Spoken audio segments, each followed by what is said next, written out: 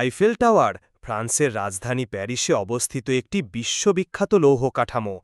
এটি কেবল প্যারিস বা ফ্রান্সের প্রতীকী নয়, বরং বিশ্বজুড়ে প্রকৌশল, স্থাপত্য এবং রোমান্সের এক অনন্য নিদর্শন হিসাবে পরিচিত।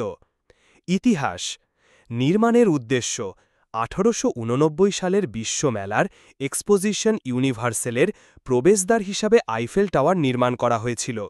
এই মেলাটি ফরাসি বিপ্লবের শতবার্ষিকী স্মরণে আয়োজন করা হয়েছিল। ডিজাইন ও নির্মাণ: বিখ্যাত ফরাসি প্রকৌশলী গুস্তাফ আইফেলের কোম্পানি এটি ডিজাইন ও নির্মাণ করে। যদিও মূল নকশাটি তার কোম্পানির দুই প্রকৌশলী মরিস কোয়েচলিন এবং এমিল নুগিয়ে তৈরি করেছিলেন।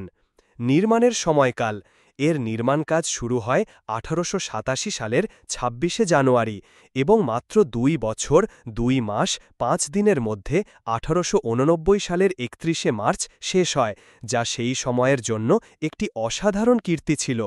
প্রাথমিক বিরোধিতা: নির্মাণের সময় প্যারিসের অনেক শিল্পী ও বুদ্ধিজীবী এর কঠোর বিরোধিতা করেন। তারা এটিকে শহরের সৌন্দর্যের ওপর একটি অপ্রয়োজনীয় এবং ভয়ঙ্কর কালো দাগ হিসাবে অভিহিত করেছিলেন। টাওয়ারটি মাত্র 20 বছরের জন্য অস্থায়ীভাবে নির্মাণের কথা ছিল, কিন্তু এর উচ্চতার কারণে এটি রেডিও যোগাযোগের জন্য অত্যন্ত গুরুত্বপূর্ণ হয়ে ওঠায় এটিকে রেখে দেওয়া হয়। গঠন ও নকশা: উপাদান: এটি পেটা লোহা দিয়ে তৈরি, প্রায় 18,038টি লোহার খণ্ডকে প্রায় 25 লক্ষ রিভেট দিয়ে একত্রিত করে এর কাঠামো তৈরি করা হয়েছে। উচ্চতা: অ্যান্টেনা সহ টাওয়ারটির বর্তমান উচ্চতা প্রায় 330 মিটার বা 1083 ফুট, তবে আবহাওয়ার পরিবর্তনের সাথে এর উচ্চতার সামান্য তারতম্য হয়। গ্রীষ্মকালে উত্তাপে এর উচ্চতা প্রায় 6 ইঞ্চি পর্যন্ত বাড়তে পারে। ওজন: টাওয়ারটির মোট ওজন প্রায় 10,100 টন। স্তর: পর্যটকদের জন্য এতে 3টি স্তর রয়েছে। প্রথম এবং দ্বিতীয় স্তরে রেস্তোরাঁ ও দোকান রয়েছে এবং তৃতীয় স্তরটি সর্বোচ্চ পর্যবেক্ষণ ডেক। পর্যটকরা লিফট বা সিঁড়ি বেয়ে ওপরে উঠতে পারেন। কিছু গুরুত্বপূর্ণ তথ্য ও পরিসংখ্যান: সিঁড়ি: নিচ থেকে সর্বোচ্চ স্তর পর্যন্ত মোট সিঁড়ির সংখ্যা 1,665টি। রং: টাওয়ারকে মরিচা থেকে রক্ষা করার জন্য প্রতি 7 বছরে একবার সম্পূর্ণ রং করা হয় এবং এতে প্রায় 60 টন রং লাগে। পরিদর্শক: এটি বিশ্বের সবচেয়ে জনপ্রিয় পর্যটন কেন্দ্রগুলোর মধ্যে অন্যতম।